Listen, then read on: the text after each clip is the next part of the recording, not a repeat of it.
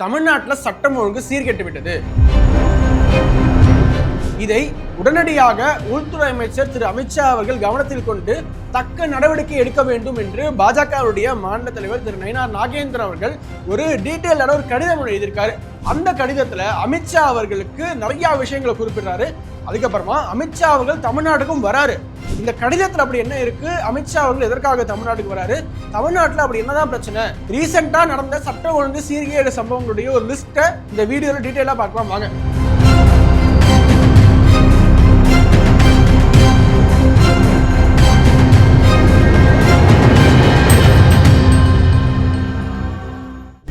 ஹாப்பியா, ஹெல்தியா, ஜாலியா ஒரு லைஃப்.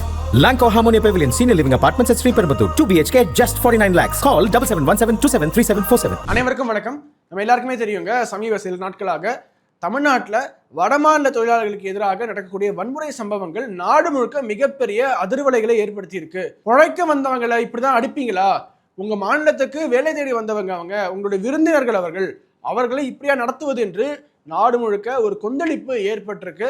இதற்கு மிக முக்கியமான காரணமாக தமிழ்நாட்டில் கஞ்சா மற்றும் போதை கலாச்சாரம் தான் காரணம் என்று பாஜகவுடைய மாநில தலைவர் திரு நயினார் நாகேந்திரன் அவர்களும் இன்னும் நிறைய பாஜக தலைவர்கள் குற்றம் சாட்டிட்டு வராங்க. திமுக ஆட்சி பொறுப்பு ஏற்றது முதலே நம்ம ஒரு குற்றச்சாட்டு வச்சுக்கிட்டு இருக்கோம். தமிழ்நாட்டில் கஞ்சா மற்றும் போதை புழக்கத்தை கட்டுப்படுத்துவதற்கு கஞ்சாவையும் தாண்டி சிந்தட்டிக் ட்ரக்ஸுங்கிறாங்க, ஹெராயினுங்கிறாங்க, புதுசா இங்க ட்ரக்ஸ் அவ்வளோ புழக்கம், அந்த பேரே கேள்விப்படாத அளவுக்கு அங்கே புழக்கம் அதிகமாயிட்டு இருக்கு. இதை கட்டுப்படுத்த வேண்டும். காவல்துறை முதலமைச்சரும் ஆபரேஷன் கஞ்சா, மிஷன் கஞ்சா 1.0, 2.0, 3.0 என்று மிஷனை அறிவித்தால் மட்டும் பத்தாது, அதற்கான நடவடிக்கைகள் எடுக்க வேண்டும் என்பதை வலியுறுத்திட்டே வந்தாலும் கூட தமிழ்நாட்டில் எந்த விதமான ஒரு இம்ப்ரூவ்மெண்ட்டும் இருக்கிற மாதிரி தெரியவில்லை. நாளுக்கு நாள் இங்கே கஞ்சா புழக்கம் எப்படி அதிகரிச்சுக்கிட்டு இருக்கு அப்படிங்கிறத நம்ம கண்கூடாக பார்த்துக்கிட்டு இருக்கோம். கடந்த 6 நாள்ல மட்டும் தமிழ்நாட்டில் நடந்த சட்டம் ஒழுங்கு சீர்கேடு சம்பவங்களை பாஜக தமிழ்நாடு அபிஷியல் பேஜ்லேயே ஒரு போஸ்டாக போட்டிருக்காங்க. கடந்த 2 நாட்களில் திருபுவனம் அருகே ஒடிசா மாநில தொழிலாளர்களை தாக்கிய போதை கும்பல் நம்பர் 1. நம்பர் 2, கோவையில் கொல்கத்தா இளைஞர் கொடூரமாக தாக்கி கொலை. அடுத்து நம்பர் 3, ஒடிசா இளைஞர் மீது 4 சிறார்கள் கஞ்சா போதையில் கொலைவெறி தாக்குதல். அடுத்து திருப்பூரில் காவலரை தாக்க முயன்ற போதை ஆசாமி. அடுத்து திருத்தணி ரயில் நிலையத்தில் முதியவரை தாக்கிய போதை இளைஞர்கள். உத்தரப்பிரதேச தொழிலாளர்களை கத்தியால் குத்திய கோவை இளைஞர்கள். இன்று வடமாநில தொழிலாளர்கள் மட்டும் இல்லைங்க, அவங்களுக்கு மட்டும் பாதுகாப்பு இல்லை அப்படின்னு நாம் அப்படியே ஒதுங்கி விட முடியாது. ஏனென்றால் இங்க போதையில ஒரு காவல்துறை அதிகாரியவே தாக்க செல்றாரு ஒருவர். அந்த வீடியோ சோசியல் மீடியால அவ்வளோ வைரலா பரவுது. அது எப்படி ஒரு நெஞ்சுரம் இருக்கும், பொது வெளியில எல்லாரும் பார்த்துக்கிட்டு இருக்காங்க, அவ்வளோ வீடியோ கேமராஸ் அவங்க நோக்கி இருக்கு, மக்கள் எல்லாரோட கண்ணும் அவங்க மேலதான் இருக்குன்னு தெரியுது. காவல்துறை அதிகாரி, அந்த காவல்துறை அதிகாரிய ஒருமையில பேசுவதும் திட்டுவதும் வசைபாடுவதும் அடிக்க பாய்வதும் எப்படிங்க, அதுவும் தமிழ்நாட்டில் ஸ்காட்லாந்து யார்டுக்கே சவால் விடக்கூடிய ஒரு போலீஸ் அப்படிங்கிற நம்ம சொல்லிட்டே இருப்போம் காவல்துறையை. அந்த அளவுக்கு ஒரு கேப்பபிளான காவல்துறையாக இருந்திருக்கு தமிழ்நாடு போலீஸ். ட்ராக் ரெக்கார்ட் நமக்கு அப்புறம் தான் சொல்லுது. ஆனால் இப்போது திமுகவுடைய ஆட்சி காலத்தில் காவல்துறையவே சாதாரணமாக ரோட்ல போற யாரோ ஒருவர் அடிக்க முற்படுகிறார் என்றால் இதுதான் தமிழ்நாட்டில் சட்டம் ஒழுங்கு சீர்கேட்டிற்கான அறிகுறிகள். இது போன்ற தொடர்ச்சியான நிகழ்வுகளை கருத்தில் கொண்டுதான் பாரதத்தினுடைய உள்துறை அமைச்சர் திரு அமித்ஷா அவர்களுக்கு பாஜக மாநில தலைவர் திரு நயினார் நாகேந்திரன் அவர்கள் டீட்டெயிலான கடிதம் எழுதியிருக்காரு. அந்த கடிதத்துல பாருங்க, subject request for intervention regarding worsening law and order situation in Tamil Nadu. Most respected sir, I wish to bring to your kind notice the deteriorating law and order situation in Tamil Nadu, which has become a matter of serious concern due to a series of violent and heinous incidents reported in recent times. இந்த கடிதத்துல தான் சூரஜ் என்ற 22 வயதான ஒரு migrant labour west பெங்கால்ல இருந்து வந்த ஒருவரை கோயம்புத்தூர்ல எப்படி 2 நபர்கள் தாக்கினார்கள் என்பதையும், டிசம்பர் 30ஆம் தேதி திருத்தணி ரயில் நிலையத்துக்கிட்ட இன்னொரு வடமாநில தொழிலாளர் எப்படி தாக்கப்பட்டார் என்பதையும் குறிப்பிட்டு, these incidents clearly indicate a disturbing trend of increasing attacks on migrant workers coupled with rising drug abuse among youngsters and a clear failure of law and order machinery in Tamil Nadu. Ever since the DMK assumed power, increasing racial and ethnic statements by individuals in positions of authority have contributed to hostility towards migrant workers.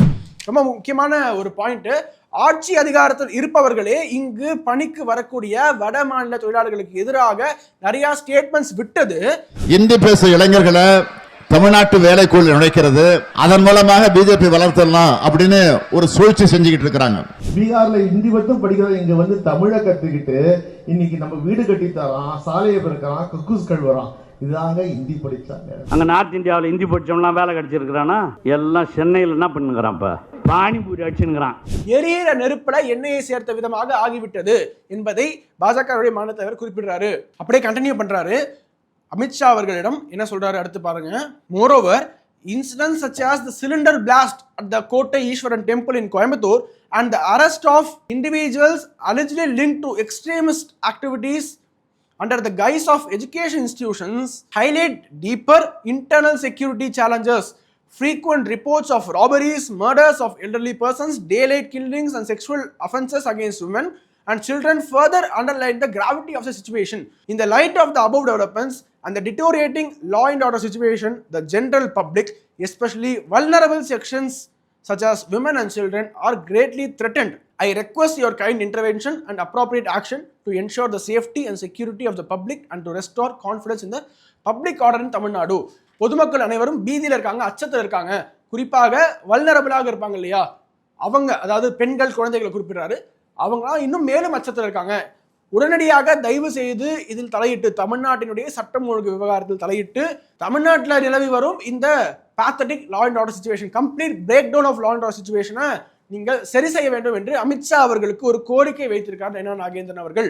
ஒரு open சேலஞ்சா நீங்க பொதுவா ரோட்ல மைக்க பிடிச்சி மக்கள்கிட்ட கேளுங்க. எல்லாரும் சொல்லக்கூடிய ஒரே குற்றச்சாட்டு, திமுகவுடைய ஆட்சியில சட்டம் ஒழுங்கு சீர்கெட்டு விட்டது, சீர்கெட்டு விட்டது என்று நாம் சொல்லலாம். ஆனால் பாஜகவுடைய மாநில தலைவராக அமித்ஷா அவர்களுக்கே நேரடியாக கடிதம் எழுதியிருக்காரு. அமித்ஷா அவர்கள் என்ன செய்ய போகிறார் என்பதை பொறுத்திருந்து பார்ப்போம். ஜனவரி 4ஆம் தேதி அமித்ஷா அவர்கள் தமிழ்நாட்டுக்கு வரப்போறாரு. அதுவும் புதுக்கோட்டைக்கு வரவிருக்கிறார். எதற்காக என்று பார்த்தோம்னா, தமிழகம் தலைநிமிர தமிழனின் பயணம் என்று நயனா நாகேந்திரன் அவர்களுடைய அந்த யாத்திரை, அதனுடைய நிறைவு விழா புதுக்கோட்டையில் நடக்கும் போது அதற்காக தமிழகம் வரப்போகிறார் அமித்ஷா அவர்கள்.